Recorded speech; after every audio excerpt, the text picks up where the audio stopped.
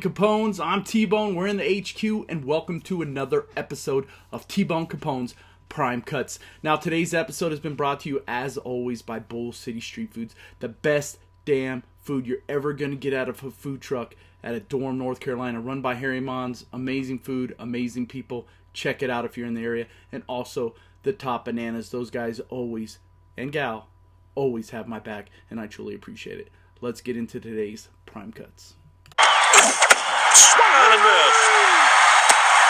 Alright guys, my swing and miss of the week had to be telling you to take Conor McGregor in the UFC. Now, the more I thought about it after I made my pick, I wasn't going to waver because I believe in Conor McGregor as a fighter. I honestly believe that a lot of his flamboyance, so to speak, a lot of his cockiness comes from an internal belief in himself, one, but also, two, he is a bit of a tactician, so he does kind of study out his opponent. But I think his arrogance kind of got a hold of him in this regard, that he didn't take into account how good his opponent was, number one. And number two, the different kind of style of fight it was going to be. You can't... the Diaz brothers, I've seen them time and time again. I've seen the Diaz brothers get hit, get beat up, get slaughtered in the ring, and not lose the damn fight. Because they're just not smart enough to know that they should lose.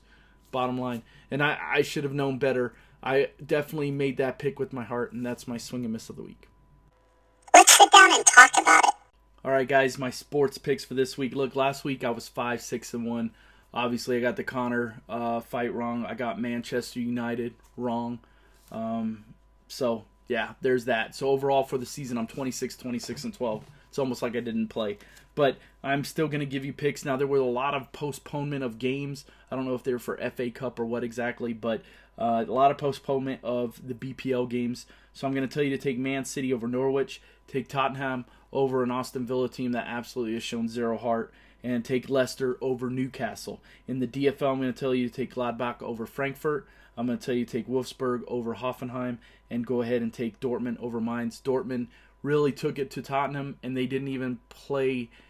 They played a lot of their starters, but not most of them, and so it's just going to be. I think they're going to be rested, and I think they're going to be ready for Mainz.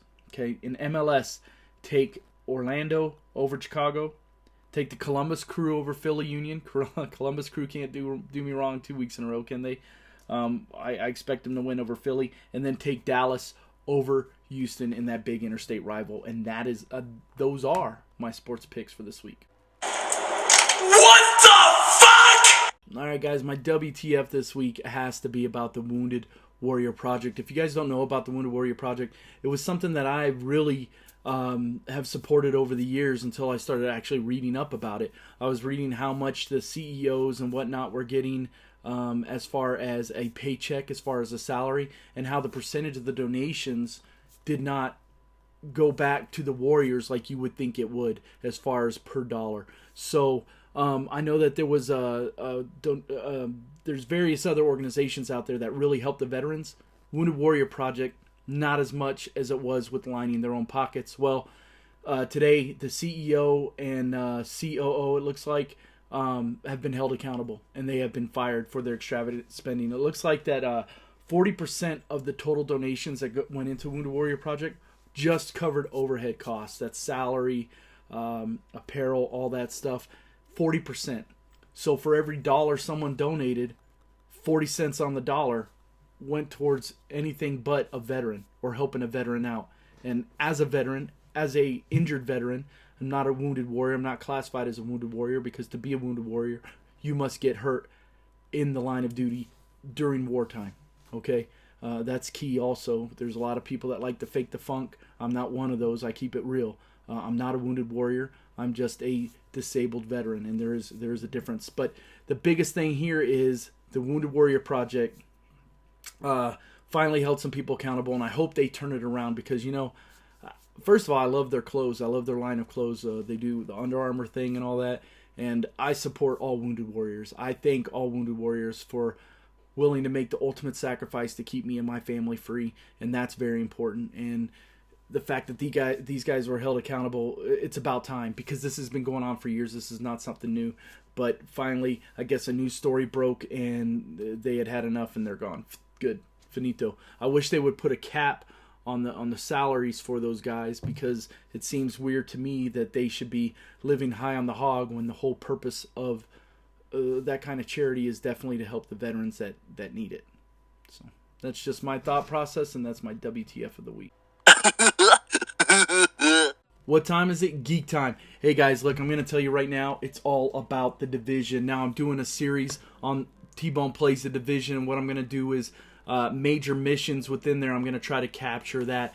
But as you can see the footage roll as I'm talking to you right now, it is intense. So basically what it is think about like an outbreak, but instead of being like World War Z, even though it has a little bit of a feel to that, it's not a zombie outbreak per se. It's just an outbreak of a virus, and basically the biggest city in the country loses all control. You're part of a division. You get activated. You could be anybody. You could be a teacher. You could be in the military, whatever it is. But you guys are activated as a special elite force, and you are tasked with trying to get control over New York City. It's absolutely amazing. Right now, I previewed it. I played it for about 5 hours today. I'm giving you just a little synopsis, little glimpses of how it is, the beginning anyway, the intro.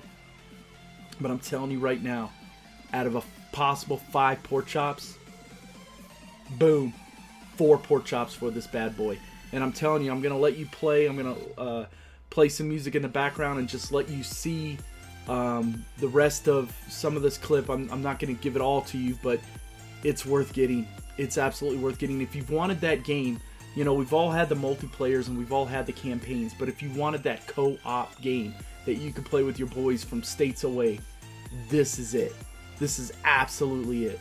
And it's amazing. And they did a good job. Again, 4 out of 5 pork chops. Don't worry about that dog in the background. And that's my geek time this week. Enjoy the rest of the clip.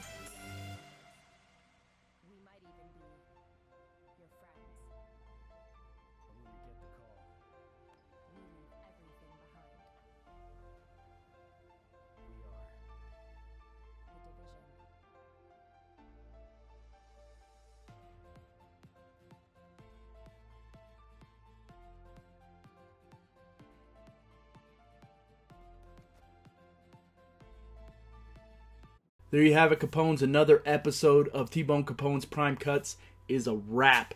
Look, it's been busy. I don't know if you noticed today, but this is like video number 3, 4, 5, something like that. I'm working hard, and I'm working hard for you guys because you guys do me justice, man, honestly.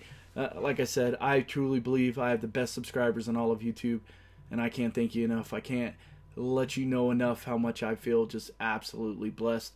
Again, I hope you liked this week's episode. There was a lot going on. There's constantly a lot going on, right? Tomorrow, my wife comes home from the airport. I get to pick her up, but also we've got the top 10 worst trades on the Tops Kick app. We definitely have that one, right, guys?